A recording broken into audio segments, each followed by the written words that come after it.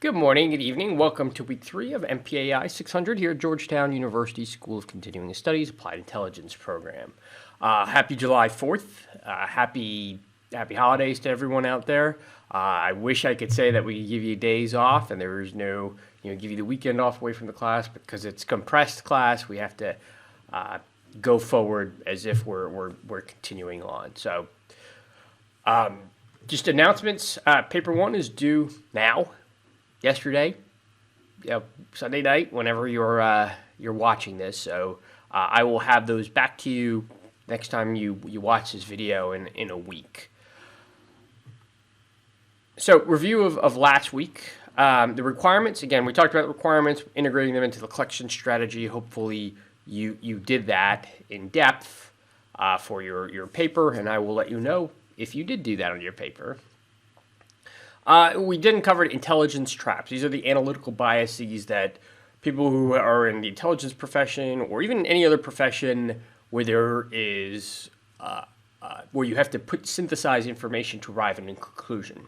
Police, investigators, doctors, they all are subject to these biases. And we got over we went over a lot of them. Just highlight a couple of them.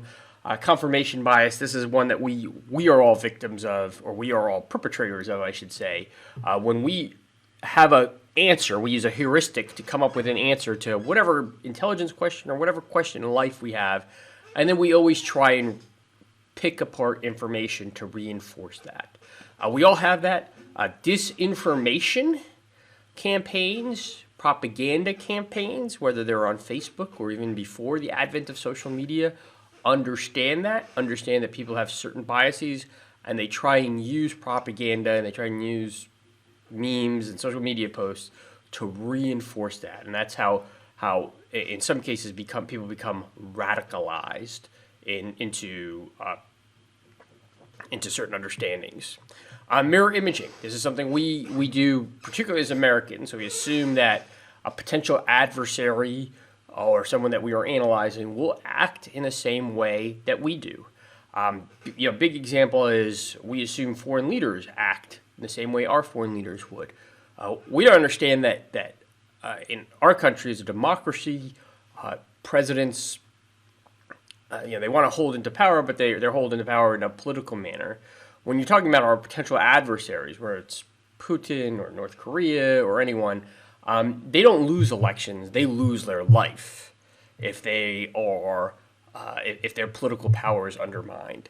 So that we often mirror imaging it, but we don't see what we're doing that might have an impact and cause them to fear not just losing power but losing their life. And then the confessions really illustrated a lot of these biases going forward. This is classic confirmation bias.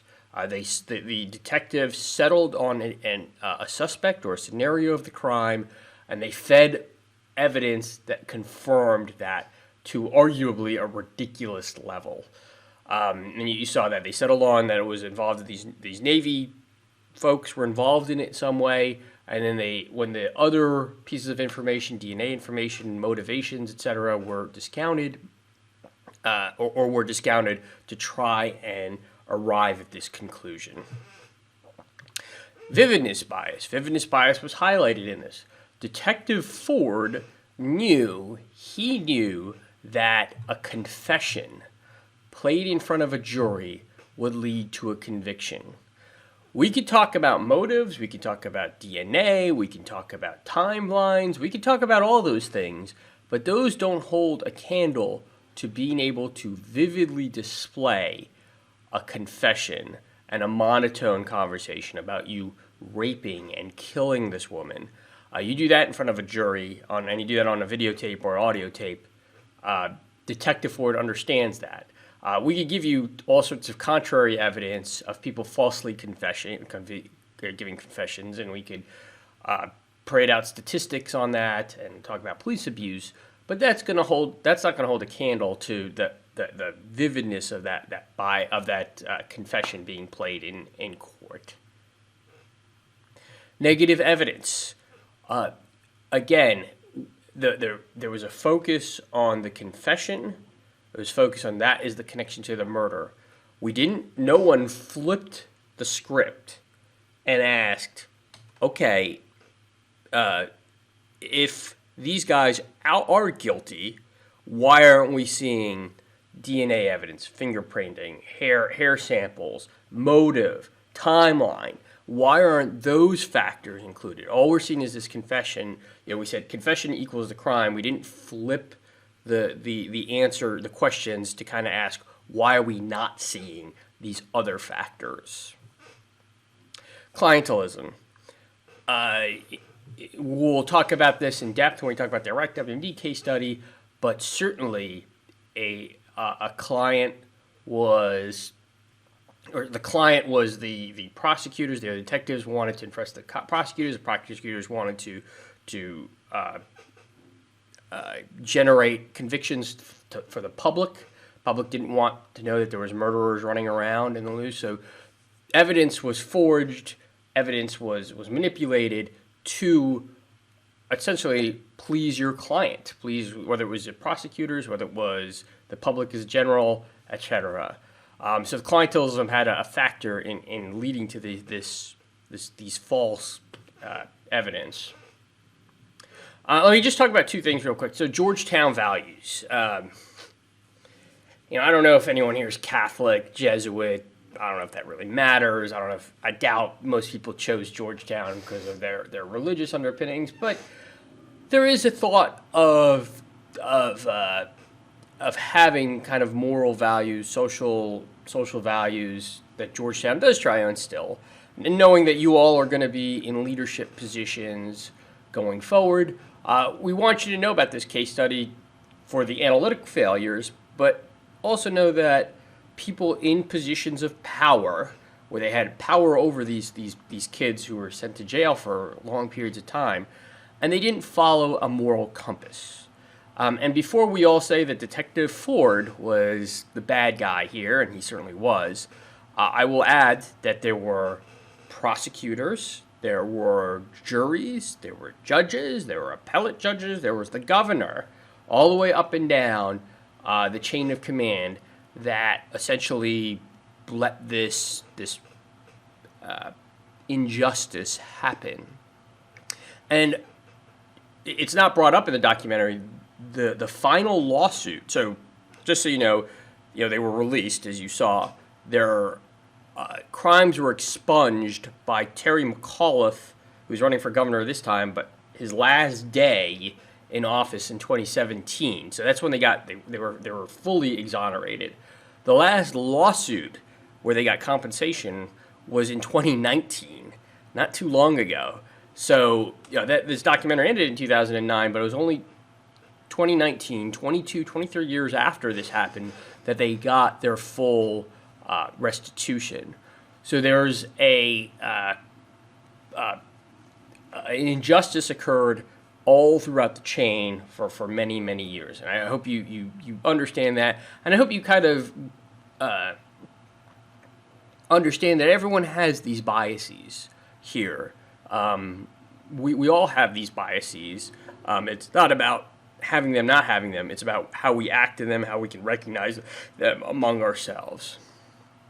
And then the last thing, I don't have a bullet here, but I want to also just leave you with this. And a student a couple of years brought this thought up. And I think it's a very, very interesting perspective. His analysis was normal people, good people, have biases.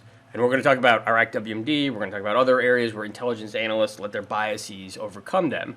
And they weren't bad people, but they had these biases that led them to improper answers or improper conclusions. This was not that case. This was an evil man, Detective Ford, who had evil intentions and evil objectives, and because of those, that undermining, that evil perpetration, this great injustice was caused. And that's an interesting perspective. I don't agree with it, because I will just remind you that it wasn't just Detective Ford. It was an entire system, prosecutors, juries, appellate courts, etc., that were involved in this. And I'll also just say is, and this probably is my perspective on human nature, you can look on this documentary and say Detective Ford's a horrible person, but I also think that under the right circumstances, if we were pressured to get a conviction, if we were in that circumstance where we thought of ourselves as the person that got the confession, which is what Detective Ford is, I think human nature is we could do horrible things. In this case, we could all be Detective Fords. And I'll let you decide, one way or another, whether you think this is an aberration or this is part of a systemic issue. So that kind of wraps up week 2. We're going to see these biases again and again in other case studies.